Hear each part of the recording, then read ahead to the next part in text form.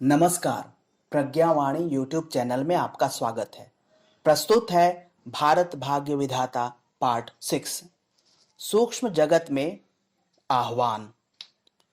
बनारस के पंडितों द्वारा सर्व शुक्ला सरस्वती के रूप में संबोधित एनी बीसेंट की एक रहस्यपूर्ण घोषणा का उल्लेख भी आवश्यक है। मूलतः यह घोषणा थियोसोफिकल सोसाइटी या ब्रह्म विद्या समाज की संस्थापक मैडम ब्लेवाट्स्की की है।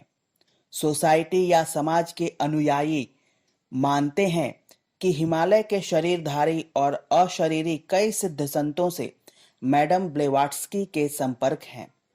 उन सिद्ध संतों की प्रेरणाओं से सोसाइटी की जनक विदुषी ने कई रहस्यमयी घोषणाएं की।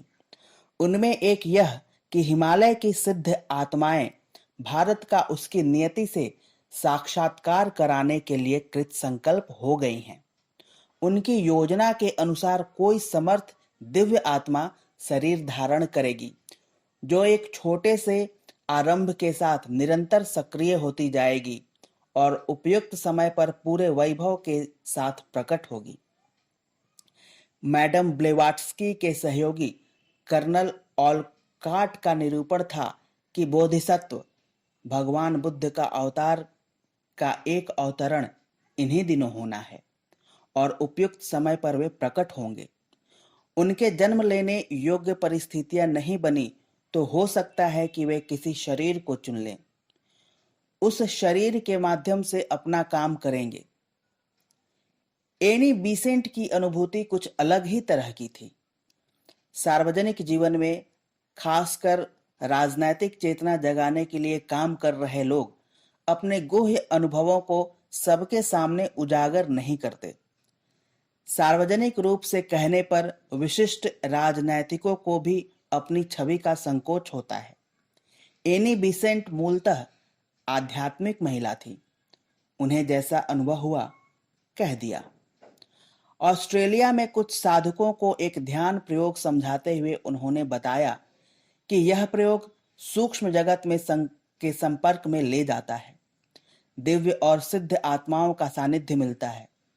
साधना में गति होने के बाद अपने बारे में ही नहीं, समाज और विश्व के बारे में भी आभास होने लगता है।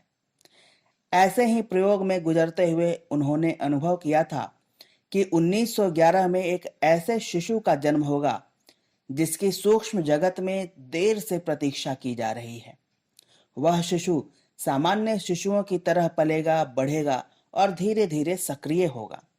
जैसे जैसे वह सक्रिय होता जाएगा, वैसे वैसे सनातन धर्म पर छाए बादल छटने लगेंगे। वह अपने उज्जवल प्रखर रूप में प्रकट होगा। शिविर में कर्नल ऑलकाट के विद्यार्थी और थियोसॉफी के पारंपरिक साहित्य का अध्ययन करने वाले साधक भी थे। उनमें से एक ने जिज्ञासा की कि महात्माओं ने तो कहा है कि बोधिसत्व अपने लक्षणों के साथ प्रकट होंगे। वे लक्षण पहले से ही निर्धारित हैं। उन्हीं के आधार पर तथागत के नए अवतार की पहचान की जाएगी। आपकी बात उनसे अलग तरह की है, क्यों? यह पूछने पर एनी बीसेंट ने कहा था कि मैं ध्यान की अवस्था में हुआ अनुभव बता रही थी। अन्य महानुभावों की बातों का खंडन करना उद्देश्य नहीं है। कहीं कोई विरोध दिखाई देता है तो यह अर्थ नहीं है कि सत्य अलग अलग है। एक ही सत्य अपनी स्थिति और दृष्टि के कारण भिन्न पहलुओं में दिखाई पड़ता है। एनी बीसेंट ने अपने अनुभव को बाद में भी कुछ अवसरों पर कहा। यह चर्चा साधकों के बीच ही हुई। बोधिसत्व को मानवीय कलेवर में उतारने, नए अवतार की प्रतीक्षा करने, कई लोगों द्वारा अपने आप को भगवान घोषित करने और कुछ अन्य कारणों में कतिपय विलक्षणताएं दिखाई देने के बाद उन्हें साक्षात ईश्वर घोषित करने के प्रसंग भी आए। एनी बीसेंट की घोषणा इन सब से अलग थी। वे किसी चमत्कार की घोषणा नहीं कर रही थीं, न ही राम और कृष्ण की लीलाओं के काव्यात्मक वर्णनों की उसी रूप में पुनरावृत्ति होने की बात कह रही थीं। उनकी घोषणा यह थी कि बताए गए वर्ष में जन्म लेने वाले एक शिशु का व्यक्तित्व इतना प्रखर और तेजस्वी होकर उभरेगा कि लाखों करोड़ों लोगों के आध्यात्मिक जीवन में नई आशा का संचार हो सकेगा। उस शिशु का जन्म कहाँ होगा, पारिवारिक पृष्ठभूमि क्या होगी, किस तिथि नक्षत्र में वह जन्म लेगा, इन बातों का उन्होंने कोई जिक्र नहीं किया। एनी बीसेंट का संकेत तात्कालिक और आश्वासन मात्र था। इसके पीछे निकट भविष्य में कोई बहुत बड़ा चमत्कार होने की भविष्यवाणी कर लोगों को निश्चिंत हो जाने का संदेश देने का उद्देश्य कतई नहीं था। एनी बीसेंट ने सन 1911 में वाराणसी की ही एक कक्षा में स्पष्ट किया था। संभवतः वह वसंत पंचमी का दिन था। उन्होंने साधक मंडली से कहा, सनातन धर्म में जो शक्ति निहित है वह शक्ति किसी तारे या ग्रह नक्षत्र के कारण नहीं है, बल्कि स्वभाव से ही है।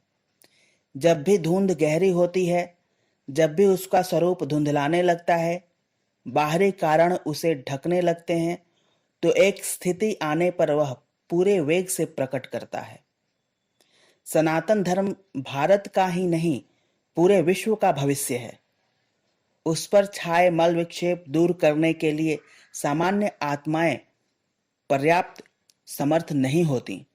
विशिष्ट आत्मा, जिसे सनातन धर्म से ऊर्जा और पोषण लेने वाले सिद्धों का सहयोग भी प्राप्त हो, ही उस प्रयोजन को पूरा करती हैं।